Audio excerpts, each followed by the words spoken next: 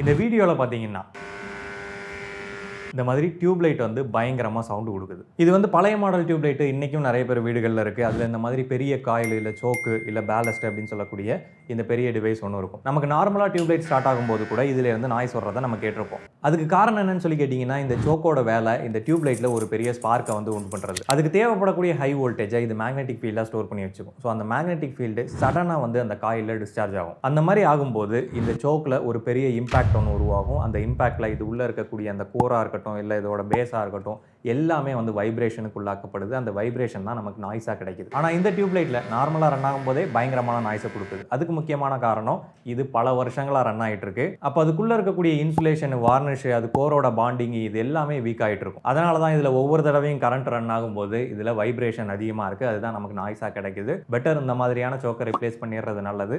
Replace பண்ணல அப்படின்னா நிறைய எனர்ஜி லாஸ் ஆகும்.